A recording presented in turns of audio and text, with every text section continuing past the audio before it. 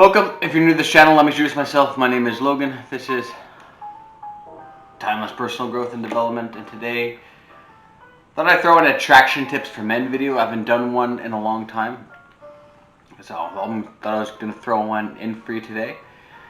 And today we're talking about acquiring emotional intelligence and how that's so crucial to make yourself into an attractive man. And how crucial it is to be able to date and actually hold down a long-term relationship, is to be able to have a strong sense of emotional intelligence. And I've used the word emotional intelligence before, and people in my life have told me, like, emotional intelligence? I've never heard of that. What is that? EQ, as they call it, emotional intelligence. It's, for one, is being able to understand your own emotions. And that's very, very hard, very, very difficult. And being very in tune and being very in touch with our own emotions and understanding that when you're feeling a certain way, when you're feeling angry and feeling frustrated, and you know that if you're angry and you're frustrated and you want to react to this person who's frustrating you in a certain way in a relationship dating context, but understanding that you're reacting a certain way that you want because you're so angry and you just want to lash out at them is not going to help the situation. But knowing that you need to detach and be able to back off. And emotional intelligence is also being able to look at the other person's emotions, whether it's your spouse, person you're dating, your husband, your wife, even children, even friends. Being able to look at them and understanding their emotions. And understanding, okay, why is this person react? Oh, okay, this person's reacting this way because they're angry, they're frustrated, they might be blowing things out of proportion, so they're projecting something. Understanding projection. When you understand projection, it's when someone reacts unreasonably or irrationally and unproportionally to what the actual situation is. So, like, if a man or woman, they send a text message and they haven't got a response back in an hour, and they send a very nasty, angry email or text or leave a phone call that, why aren't you answering me? Like, right there, you're projecting something. Right there, you could be projecting something. Not understanding your own emotions. Like, is it reasonable to lash out and get angry if someone hasn't responded to your email or a text within an hour? No. Why? Because they could be busy. They could be working. They could be in the gym and they don't have their phone on them, so they're out. They're doing something else. They'll get back to you. If a person hasn't gotten back to you in 36 hours, yeah, that's a little rude and disrespectful. But the key thing is being able to understand our own emotions. Because we're not going to be able to help others and be able to help other people and help the important people in our lives that we love and that we care about if we don't understand ourselves first. Develop your EQ first and understanding how you respond to certain situations. And it all starts with being able to detach from a situation, something that makes you angry, situation that you're not in control of. So what do? How do you respond to it? When you know and you can sense that a situation you can't control, back off. Go do something else. The simplest, easiest example. I'm sure everybody can relate to this at some point in their life. When you're a kid and you're playing video games and you're getting angry and frustrated and pissed off because you can't beat a certain level that you're at, and every time you fail, every time over and over again you fail, you get more and more and more angry every single time, and you just want to throw the remote across the room and punch the TV, and you're throwing pillows across the living room because you can't beat this level. The more angry you get, the less likely you'll be able to beat that level. Detach. Go somewhere else. Go get a bite to eat. Go for a walk for an hour outside. Come back. You're more relaxed. When you're in a calm, relaxed state, oh wow, you beat that level that you haven't been able to beat an hour ago, trying over and over again, trying 100 times, and finally you're able to beat it. Why? Because you're freaking relaxed. You were calm. It's the same thing with anything in life. We get frustrated when we can't control it. And that's a little aspect of emotional intelligence. A very small aspect to it is being able to detach. Let go. You can't control the situation. Traffic. Being in traffic is another one. And that's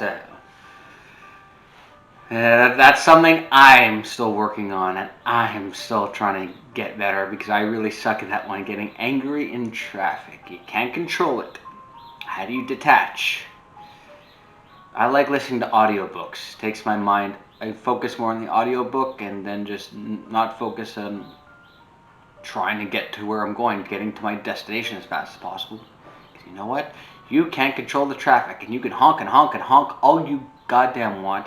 It's not going to do a goddamn thing. Sit, wait, be patient, let it go. You can't control it. Listen to an audiobook, do something else. Call a friend. Instead of getting angry, because that's actually a big waste of energy. Getting angry over something you can't control. When you can use that energy that you're using, use it in something more productive. Go to the gym. Take your spouse out for a dinner. You don't need to get angry. Like, it's actually like not from a physiological standpoint. I didn't say that properly. You know what I'm trying to say? When it comes to your physiology, getting angry like that is not good for like stress. You feel the stress in here, up in your spine, up. It's not good to be on the road and being your shoulders are up holding the steering wheel and you're getting all frustrated. That's not good for you. You got to be able to detach and relax. But the point of this video is being able to develop that emotional intelligence to be able to be an attractive man. Because that's a big key part of being an attractive man, is being emotionally intelligent, being able to understand your own emotions. And women like to say it all the time. So it's the narrative that's always pushed, like, oh, men are in touch with their emotions. Men don't know how to express their emotions. Sure, they do. We just express it differently. It's not that we don't. It's because women may not understand why we communicate or talk the way we do, because we communicate very differently in different styles. For me, when it comes to my emotional intelligence, I need to be able, talking about things, yes, it helps to an extent. But if all I'm doing is talking about things, no. I need to actually go out and take a certain amount of action.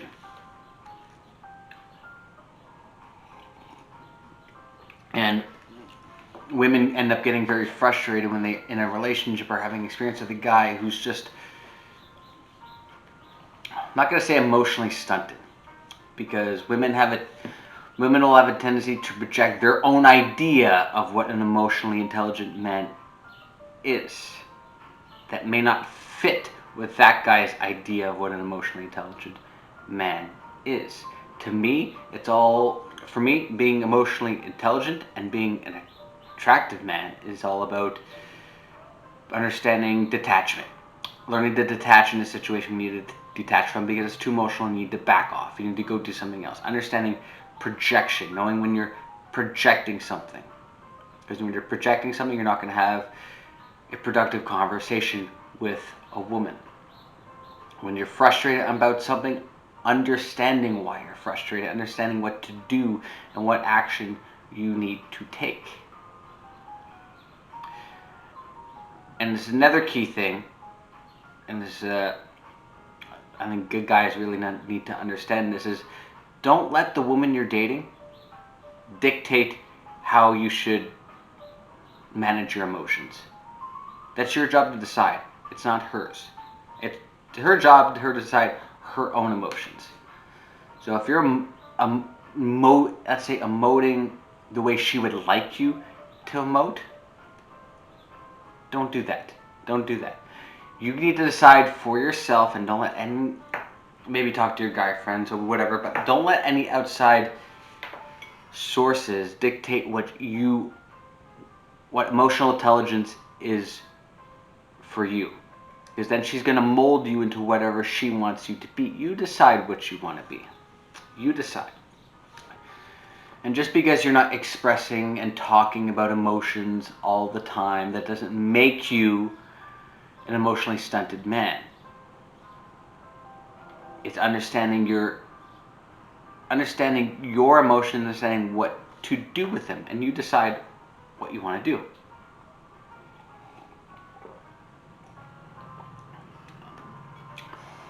But if it's when the real attractive part is being able to explain that and be able to communicate that effectively to your spouse without getting angry, without lashing out, being calm and being confident. Like, hey, when I'm emotional, this is what I like to do. I like to go to the gym and to work out. I like spending time with my buddies. I like doing activities, following my hobbies. I'll come home. Sure, I'll talk to you about it. Of course. But if you can communicate that effectively, that's good. That's very good, because you need to be able to communicate that to her, because you're falling in line with her sense of communication, that direct communication. You got to be able to talk to her about that. But it's okay if you have your own ideas of what to do with emotional intelligence. It's okay. And that's one of the biggest attraction cues is, and this is one that I see a lot, is being able to communicate with children. And that's enormous, guys, fellas. I'm going to end this video with this, so you really need to pay attention to this.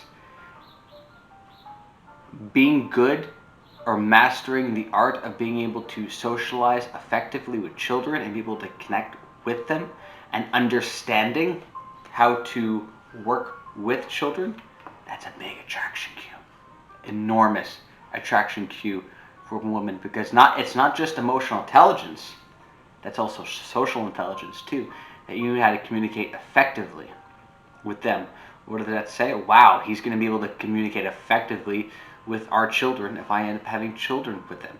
That screams to her, and that's an attraction to her, is good paternal instincts. You have really, really strong paternal instinct because you know how to communicate with children and know how to understand them.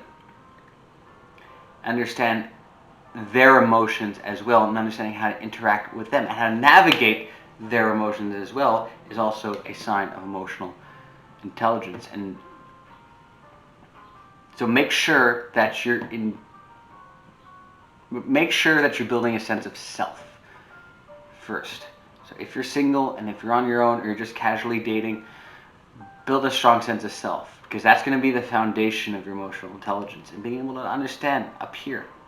Do the things that you like to do. Don't let anybody guilt you or shame you into that. Do the things what you want to do, and talk to people and build those social skills, and learn to be able to control and discipline your emotions. And that's, once you build that sense of self, that's the second part, is being able to control those emotions, because you're not going to build any emotional intelligence if you can't discipline those emotions. That's the foundation. That's the starting point, to be able to discipline that and build a sense of self, to finally be able to gain and acquire that emotional intelligence. And on that note, thanks for watching, guys. I appreciate it. If you like this video, if this video was of value to you, you can like, comment, and subscribe. Follow me on LinkedIn, Twitter, Instagram, Facebook. Logan Ryder. Timeless personal growth and development. And I think in future videos I'm going to go more into detail about projection, and going into a little more detail being able to detach and make it separate, kind of making sub videos in regards to emotional intelligence. and I'll see you all in the next video. Have a great day.